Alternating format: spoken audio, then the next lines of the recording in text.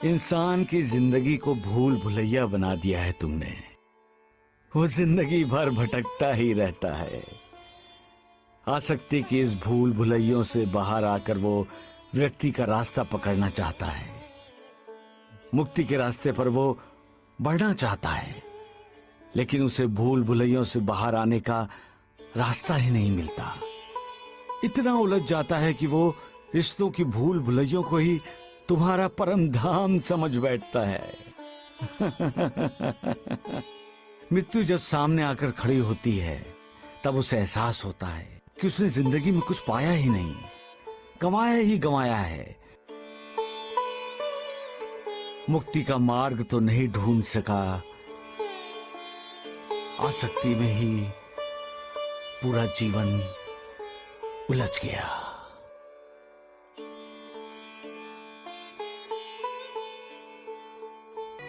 तुम्हारी लीला कोई नहीं जानता मालिक, कोई समझता भी नहीं।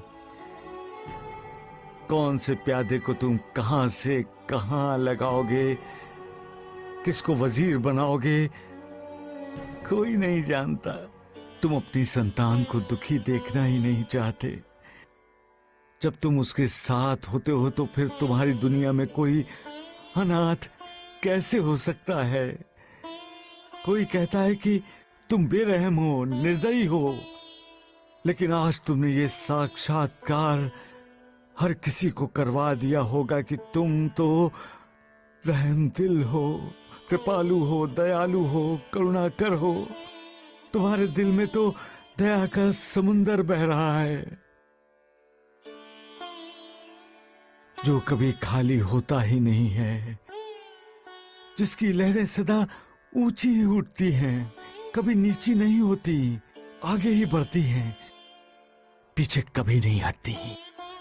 उसमें सदा ज्वार ही होता है, भाटा कभी नहीं होता। आज तुमने संतों के वचन की प्रतिष्ठा बढ़ा दी है मालिक। संत कहते हैं कि मालिक हर तरफ हर घर में जा नहीं सकता, इसलिए मालिक ने मां का निर्माण किया है और उसे घर घर में भेज दिया है।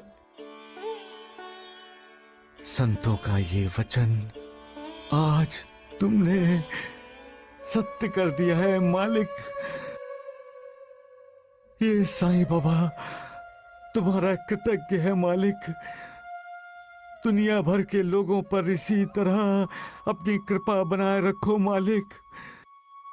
तुम्हारी इस लीला ने मुझे एक नई उम्मीद दी है, नया जोश दिया है।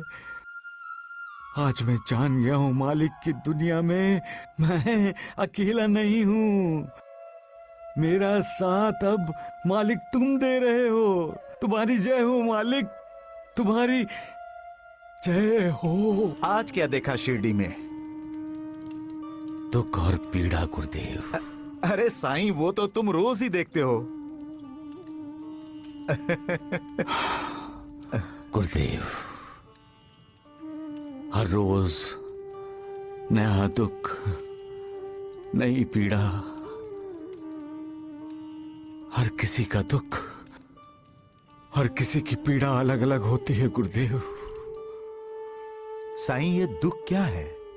दुख सीमा है, दुख बंधन है, दुख गुलामी है गुरुदेव।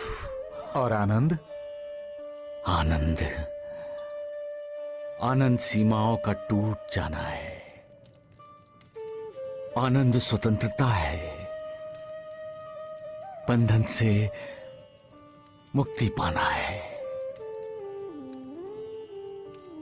पूर्ण आनंद ही पूर्ण मुक्ति की अवस्था है।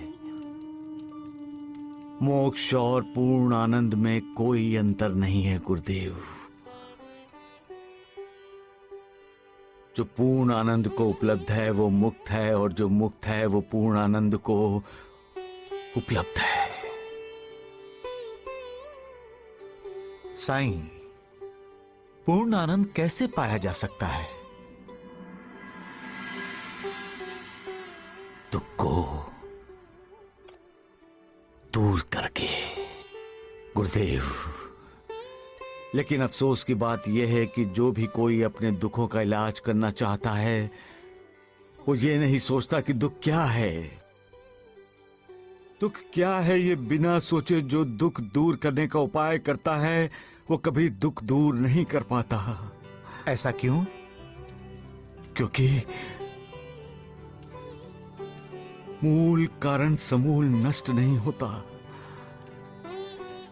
जब तक दुखों का मूल कारण समूल नष्ट नहीं होता तब तक इंसान दुखी रहता ही रहता है। साईं, दुख आम आदमी को भी होता है और सन्यासी को भी, फिर दोनों में फर्क क्या हुआ?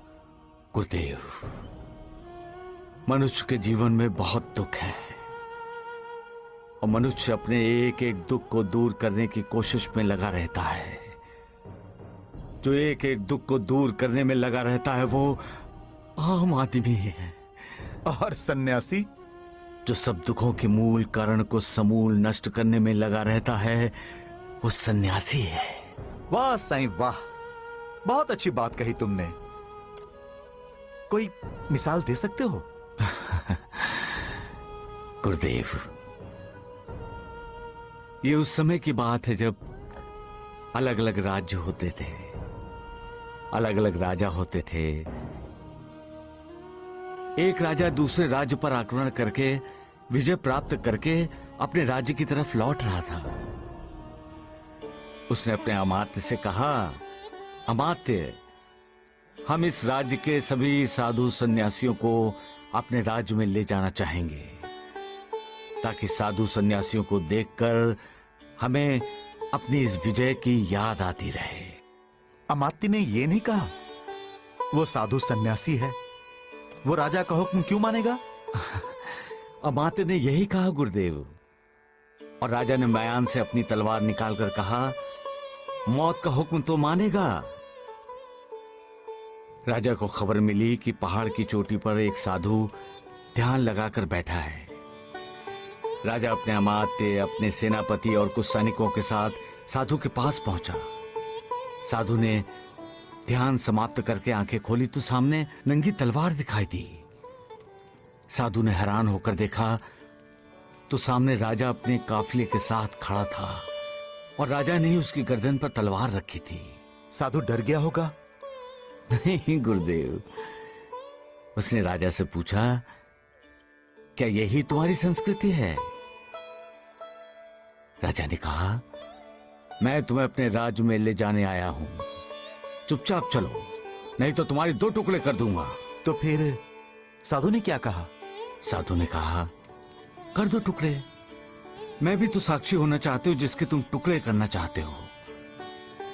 राजा ने कहा, मैं तुम्हारे टुकड़े करने की बात कर रहा हूं। साधु ने कहा, जिसे तुम मैं कह रहे हो वो मैं नहीं हूं।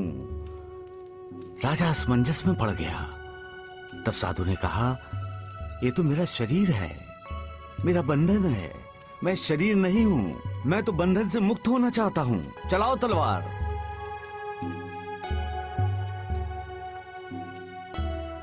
जब तक हम अपने आप को शरीर समझते रहेंगे तब तक दुखी होते रहेंगे, क्योंकि सारे दुखों का मूल, सारे दुखों की जड़ ये शरीर है। हम समझते हैं कि शरीर हमारी पहचान है, परंतु हमारी पहचान है हमारी आत्मा जो हमारे शरीर के अंदर है गुरुदेव। इसलिए जब तक इंसान ये समझता है कि मैं शरीर हूं तब तक वो इस दुनिया में होता है। जब इंसान को साक्षात्कार हो जाता है कि वो शरीर नहीं है तब वो मोक्ष के रास्ते पर चल पड़ता है। मोक्ष, मुक्ति का अर्थ ही है शरीर को त्यागना, शरीर को भूल जाना, और शरीर को भूलने का अर्थ है दुख, पीड़ा, कष्ट, इनको झेलना। सबका मालिक एक